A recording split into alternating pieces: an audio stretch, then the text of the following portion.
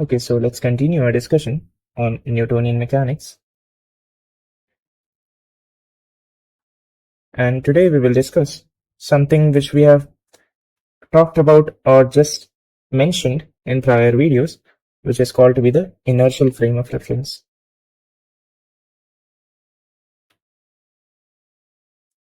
So before understanding what inertial frame of reference is, let's understand the idea of a frame of reference. What does a frame of reference mean? Okay, let's assume that you have a ball or a particle which is here. But how do I define what do I mean by here? Okay, so let's assume you are standing right here and this guy says, okay, I can just associate a three-dimensional Euclidean system and I can just find three numbers, these numbers. If I know these numbers, then I can tell where this particle is. And how do I do that? A simple way to do is just trace out a position vector, right? And how do you do that? You take the tail of the position vector at the origin. So let's see that this O is the origin, and you take the head towards this particle, right? So that R vector describes, this R vector is actually a function of all the numbers x, y, z. Okay, well and good. So this guy A tells me that what is the position RA. Okay, but now let's assume I have another person standing right here. Okay, that's not a very good person. Let's make it again. So I have a person right here and he wants to describe the position of this particle also. But now what he will do, he will also again lay out a three-dimensional Euclidean system and he will again make a position vector. And this guy is B, so he will make RB. But now this RB is given by different three numbers, right? XB, YB, ZB. XA, YA, ZA. Okay. So the way in which they are defining the position where this word here, they're answering this question by making a position vector by laying out a three-dimensional Euclidean system and then making a position vector and then defining the position, right? So every time you are going to define a position of a particle, you are going to define it with respect to somebody, right? Some coordinate system.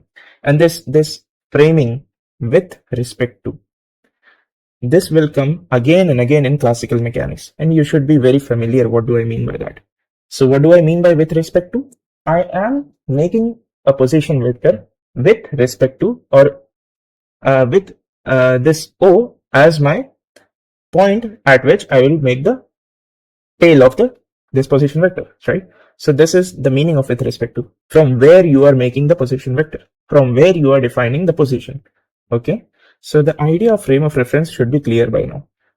So what is a frame of reference? It just defines physical properties of a particle with respect to some coordinate system laid out at some position in space. Okay. So now what is the idea of inertial frame of reference? Inertial frame of reference. What's so different between this and the frame of reference?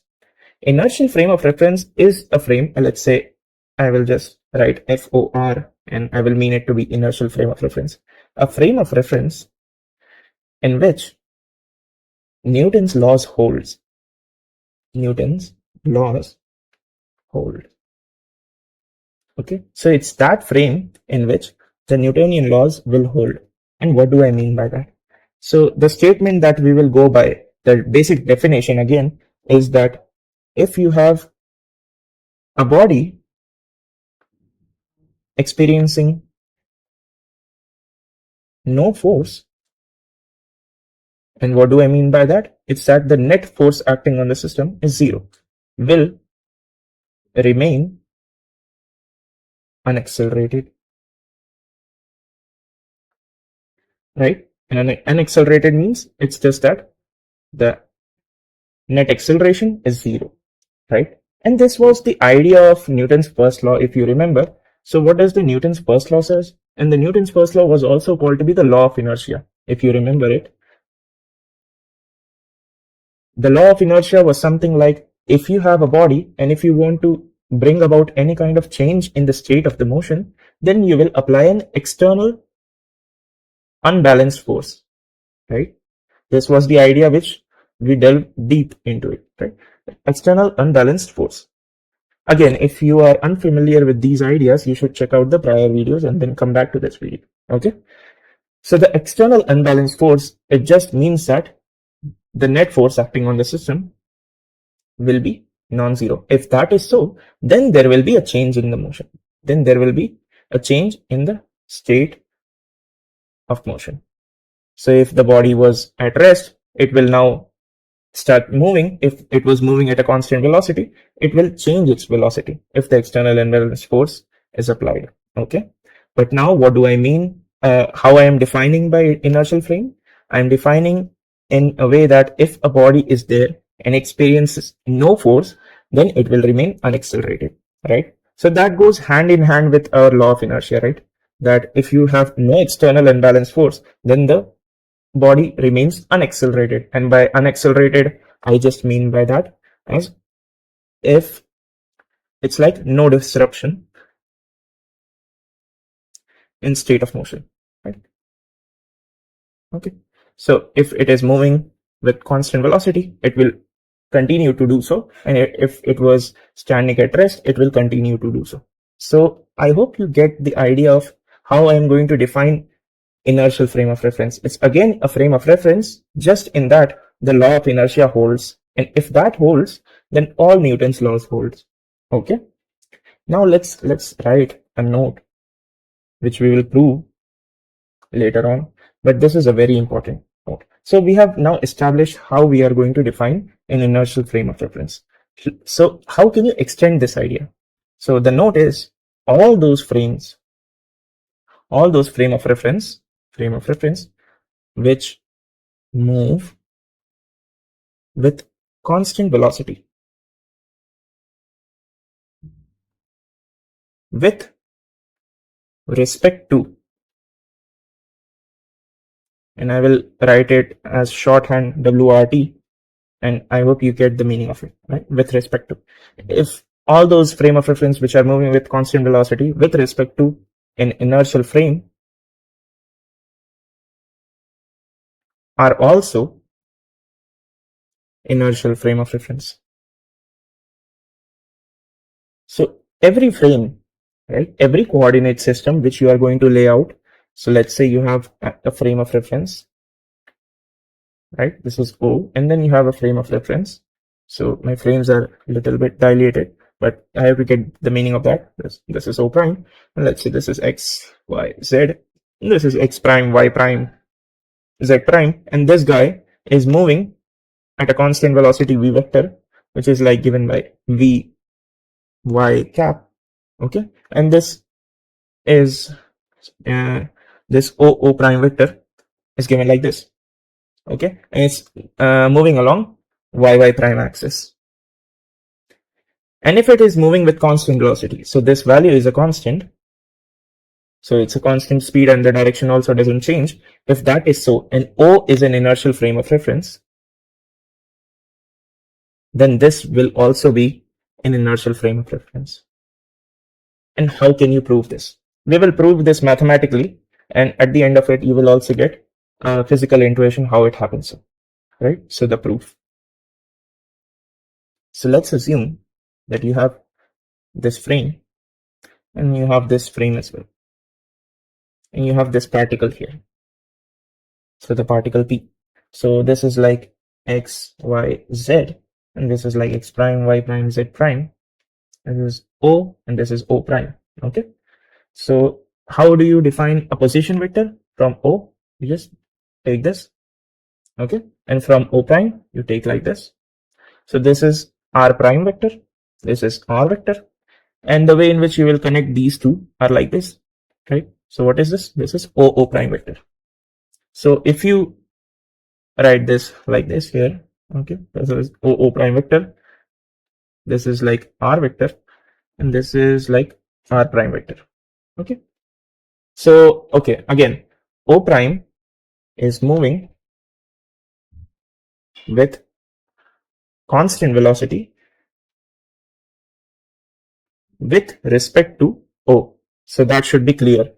And R vector and R prime vector, the way in which we are defining is the position vector of point P with respect to O and the position vector of point P with respect to O prime. And this O prime is just a vector which joins the origins of the two coordinate systems, right? Then by law of triangle, right?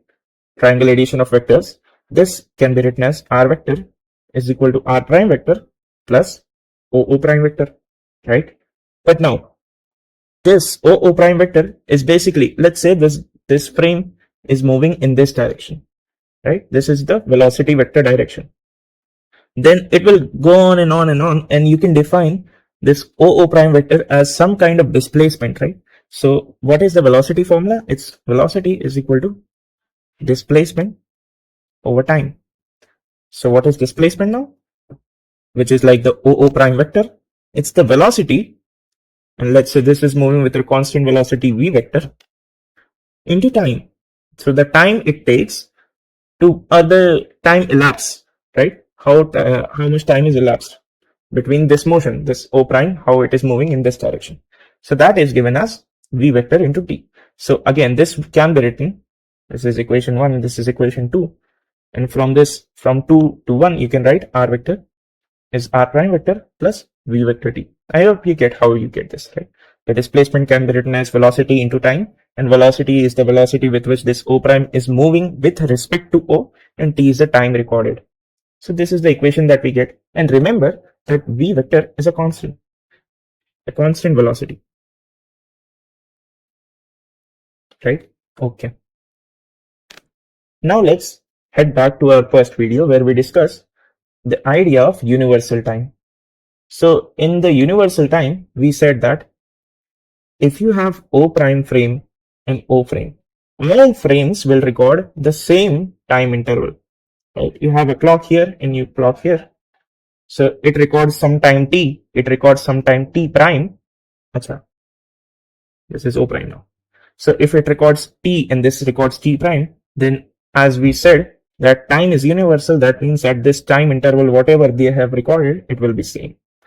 If that is so, then any kind of infinitesimal time interval will also be the same. So dt is equal to dt prime.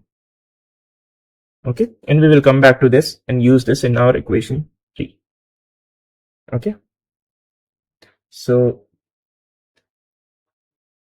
okay, let's continue. So what we got was r vector is r prime vector plus v vector times t.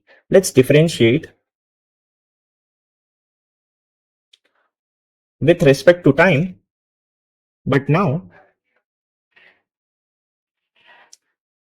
if I differentiate this dr vector over dt, which is like dr prime vector over dt plus d by dt of v vector into t, notice that as velocity is a constant, you can take it out of the derivative. And also notice that dr prime vector over dt can also be written as dr prime over dt prime. So the time interval as recorded in O prime frame. Why it happens so? Due to the equation number 4. Okay. So the infinitesimal time intervals were same. So this is like this. So dt over dt, and you already know this is 1. And let's define this. This is a change in position coordinate with respect to time. So this is velocity. Let's write it to be u vector, which is equal to u prime vector plus v vector. Okay. Or you can write it like u prime is equal to u vector minus v vector, whatever you like. So we have come until this. So this is the velocity equation. If I differentiate again, right? Differentiate again with respect to time.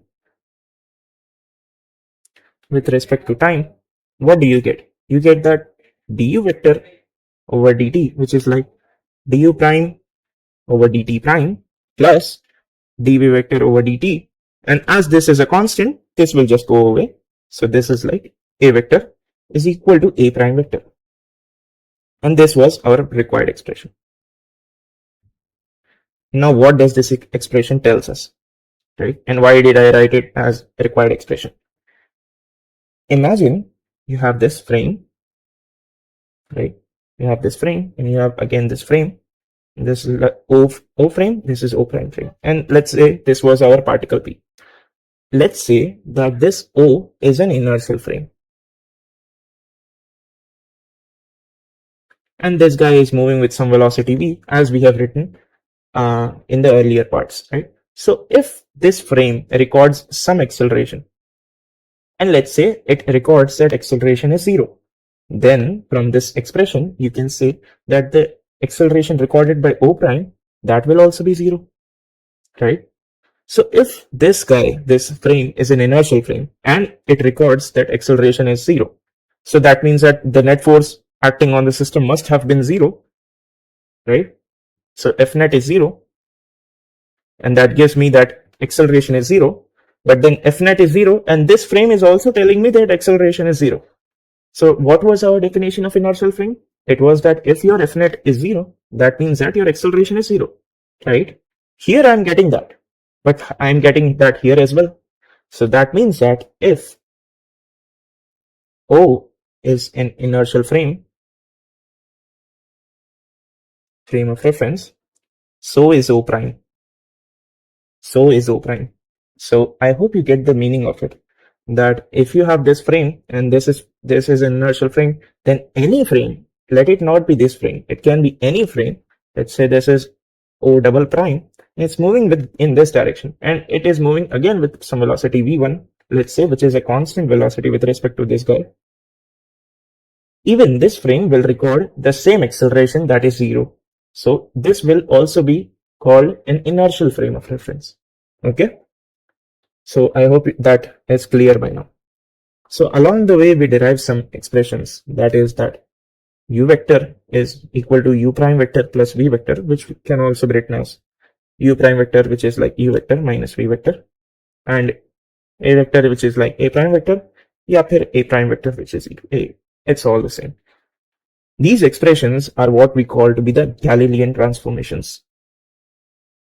The Galilean transformations for velocity as well as for acceleration. And these expressions are called to be the inverse Galilean transformations.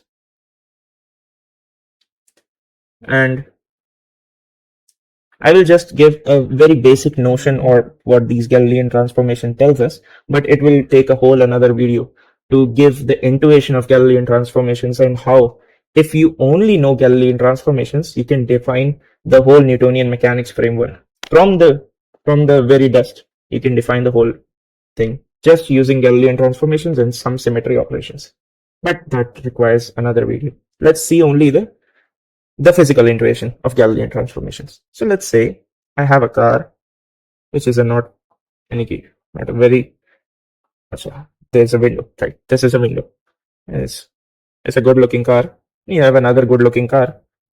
And this is something that you have experienced in everyday life, right? So let's say you are moving in a train and, okay, I will come back to it. So let's say this is moving in this 10 kilometer per hour in this direction, right? And this is moving with 10 kilometer per hour in this direction. And of course, I don't want accidents. So these two are moving in different lanes, right? So this is moving in this lane and this is moving in this lane. So this is car 2, this is car 1. So 2 is moving in this direction, 1 is moving in this direction in different roads. And now, so let's try to embed this idea in our minds that whenever I say that this is moving with 10 kilometer per hour, but with respect to what, right? So it must be moving, this car must be moving with 10 kilometer per hour with respect to some guy which is stationary. Okay, and the whole idea of stationary in itself is relative, but let's for now just not get lost in that idea and just say this guy is sitting at some chair and he records, right? He records that this car 1 is moving in the positive x direction. So let's say this is the x-axis, and this guy is moving with 10 kilometer per hour in this direction, and this guy again is moving with 10 kilometer per hour in the negative direction. So the way in which you can write it is like this guy is some inertial frame O, and this again, let's say it's moving with a constant velocity. So I can just say that this is another inertial frame O prime, and this is our particle P, which is moving in this direction. Okay, So what is this velocity? This velocity is just the velocity of the O prime with respect to O, that is the v vector. And this is the velocity of the particle with respect to O, and that is just u vector. So now what will be the velocity of this second car with respect to? So now for any person that is sitting in this car, what will he see? Will he see something different or will he see the same velocity? Let's see. So the velocity as recorded by this guy inside this car will be the velocity of this particle with respect to O prime, which is like U prime. And we already know what is the equation. It's like U prime is equal to U vector minus V vector, right? But what is U vector? U vector is negative 10 kilometer per hour x cap. And this is like negative 10 kilometer per hour x cap, but they add up. Okay, so that they add up, and that gives me negative 20 kilometer per hour in the, so that is like 20 kilometer per hour, the mod into negative x cap. So what does this tell me? It tells me the direction, and this tells me the speed. But more importantly, for a person that is sitting inside the car, this car will see or will experience that this guy is moving so fast. It's moving with a 20 kilometer per hour. It's like the double of what this guy is seeing, right? He records this person's velocity as 10 kilometer per hour, which is our u. He records this guy's velocity as 10 kilometer per hour, which was v. But now for a person standing right here, he records something different. It's like totally different. It's 20 kilometer per hour. It's like the double of it. And you have experienced this again and again. For a person that is standing on the platform, he records that two trains coming in this direction and this direction to be different. And if you have encountered the situation that you are sitting inside the train, you will always see that a train that is moving towards you is much more faster, right? And for a train that is moving in your direction, you will find it to be much more slower. So this is just the opposite case of it, where you take this to be in this direction. And then you will see that this is positive. So this will be positive and this will be positive. So that will just cancel and this will give you 0 kilometer per hour. So for a person which is moving in this direction and this car is also moving in this direction, and if they are moving with the same speed, he will record that this is not moving at all. It's moving with 0 kilometer per hour. So for all his purposes, he will see that this car is stationary. But this guy doesn't see that. He sees something different. So this is the essence of Galilean transformations. It tells us Galilean transformation, and I will write that to be GT. Galilean transformation just tells us if you go from one inertial frame of reference to another inertial frame of reference, how laws of physics will manifest themselves. So the laws of physics will not change, right? So how it will not change? Because the laws of physics are, the force law is only concerned with acceleration. And we have seen that it does not matter if you are moving with constant velocity. It does not matter if you are moving in this direction, or if you take this person's perspective or take this person's perspective. For all inertial frames, the acceleration will be the same, right? So even if there is a change in velocity, the apparent change, the laws of physics will not change. And that was the idea of Galilean transformations. Acha. Some end notes, and then we will continue, or we will complete this lecture. The end notes are that all inertial frames are unaccelerated, right? And we will elaborate this point, the acceleration, how, if they are unaccelerated, what it means in the non-inertial frame of reference video. But for now, you just assume that all inertial frames, as I said, if you take one to be stationary, all others must be moving with constant velocity. They can't accelerate. If they accelerate, then they are not an inertial frame. Okay. The second point was, how do we realize, right? How to realize an inertial frame? An inertial frame can be taken like if you actually look in the sky and if you look at the stars, they seem to not move as time passes, right? And if you take sun as a star, sun is also a star, right? So if you take sun, that in itself can be taken as, okay, not sun, let's, okay. So let's not take sun, but the stars themselves. The stars that you see in the night sky, they apparently don't move according to you, and you can just take them to be an inertial frame which is not moving at all. And any kind of thing which is moving with constant velocity with respect to that star, right? So this is like a stationary point, like a stationary thing, and anything which is moving with constant velocity with respect to star can be taken as an inertial frame. And for all our purposes, we say that sun moves with constant velocity with respect to the star. So this velocity is a constant. Okay. So for all our purposes, we can take sun as an inertial frame, we can take the stars as inertial frame, and that will help us, and that will do. Okay. So this was the idea. I hope you understand by now the idea of inertial frame and what does it mean to have a Galilean transformation, on what they imply. Okay. And if you have encountered any difficulty in understanding any concepts, you can just reach out in the comments box. And if you see some topics which you have not heard of, I have discussed all of the basic topics in the prior videos. You can check them out. And if you come back to it, I'm surely certain that you will understand the third video as well. Okay. Hope I see you in next video.